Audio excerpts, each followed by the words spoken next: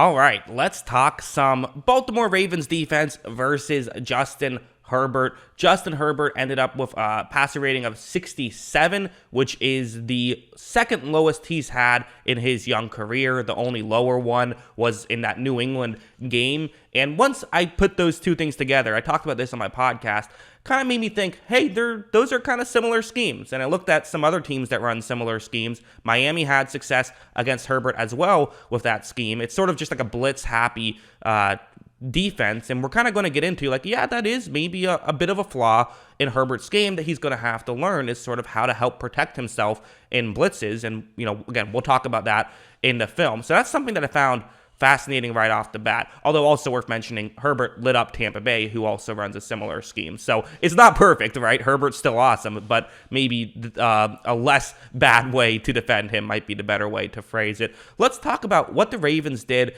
and it wasn't just, okay, you blitzed and that's all it was. No, there was a lot of other stuff. So let's just get into the film and talk about the scheme of it all. All right, so let's start things off with this one. What's going to happen here is that it's going to be zone coverage. And, the Ravens played a lot of zone coverage, which isn't what they often do, right? A lot of what they typically do will be this sort of man coverage, blitz a lot type defense. But you can play cover 3 in that as well, and that's what they're doing here. And the way the concept works for the Chargers is actually pretty good against this coverage, where basically the safety is going to dictate where Herbert throws the football. If the safety crashes in over the middle, then you throw the ball deep. If the safety stays deep, then you throw the ball over the middle. It's you let the safety dictate where your read is going to be. It doesn't guarantee it's going to be open, but that's what you want to do. And watch how right when this play starts, so you run the play action. And at this point, so again, I would say as a whole, safety doing a good job of not making it clear where he's going, but he is about to go over the middle, and there is time for Herbert to make a throw. But the reality is, what made this play, and really what made this game work so well for the Raiders, is they just played good coverage. I mean, watch how Herbert takes this shot, but Anthony Everett for the Raiders does a great job of covering right there. So really good job by Baltimore, and that's kind of what they did really well, I would say. Also, I said Anthony Everett. It might be Jimmy Smith. I can't see if it's 22 or 23. So if it's 22, then Jimmy Smith. Regardless, a very good play on that one. There were some plays like this that we have to talk about that were legitimately just like not great plays, like by the Chargers. Like this was a factor, of course, and that's football in general, right? It's never going to be a game where if an offense struggles, it's never going to be just because the defense played well. Herbert had some uncharacteristic plays of his, like on this one. Basically, what you want to do is you're going to want to hit your tight end who's in motion in the flat. He then runs forward, picks up as many yards as possible with the receiver who's already to your offense's left, kind of running over the middle. That can clear people out in this zone coverage stuff. So watch what happens. Right when this play starts, there's another play action. Herbert sees, okay, this play, it's working. It's not going to be incredible, but on a second down and about 10, picking up 5 yards or so, making it an achievable third down. That's the goal of this play, but the Chargers just were a little bit clunky. As you see, Herbert's throw was just a little off. And, he had a couple throws that he missed. He did. It's okay. That happens. That is what, that happens. And then we had some stuff like this. So, I said that, the Ravens did play a good amount of zone and their coverage was good. They also just had some plays like this where when they sort of loaded up and made it seem as though they're about to blitz, the Chargers just didn't have a lot of answers. So, like on this play, you see that there's legitimately a ton of Baltimore players who could potentially be rushing the passer.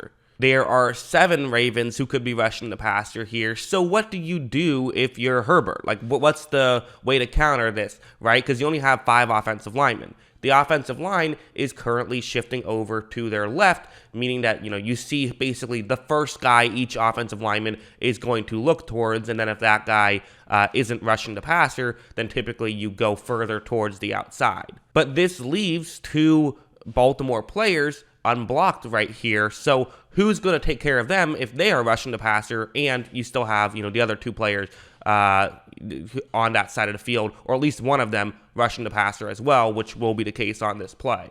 There's a number of things you can do. You can just say, hey, I'm going to look there, and if they are rushing, I have a quick route to throw to. You can do something like that. Or you can have your halfback be in position where he can block one of them if there is that unblocked man, and you also have a tight end potentially who can, come in and just be aware of those guys. So there are ways to do this. However, Herbert takes a snap and basically is acting as though it's a 4-man rush, and of course, gets sacked right there. That is on Herbert, in my opinion. There are ways to protect yourself on that play. Everyone's going to blame the offensive line. There's nothing the offensive line could have done there. I mean, they did what they were supposed to do.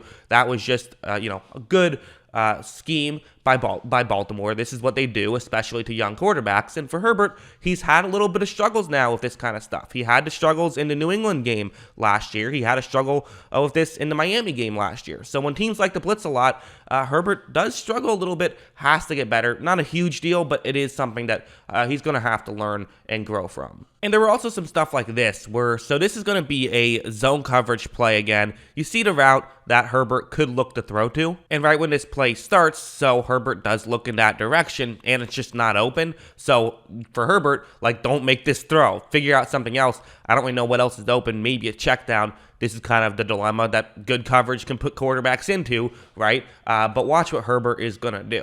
He fires it anyways, and that just should have been intercepted probably. Ends up falling incomplete.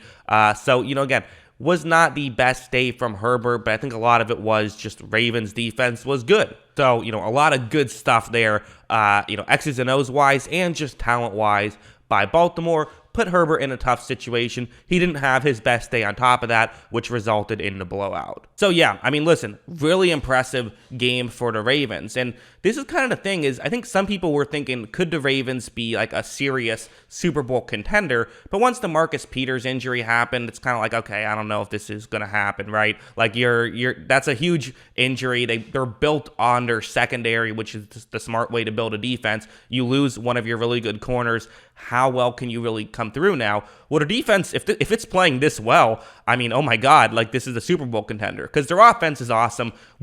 I figured their offense would be awesome. I almost said some people still did not like Lamar Jackson. I think he's, at this point, pretty much everyone is on the Lamar Jackson train, although, preseason wasn't that way. But if their offense can play at the level that, it continues to play at, and their defense can play at this level, maybe this is a Super Bowl contender. That's really, again, it's a maybe. There is some ifs there for sure, but great performance from the Ravens. A really good, kind of a statement win all the way across the board. Their offense played well despite the numbers not showing up as crazy, but their offense did play well, and their defense just outstanding. So that's what I thought. What did you guys think? Let me know in the comments below. What are your thoughts on this Ravens defensive performance? Always love hearing from you. And of course, as always, thanks for watching.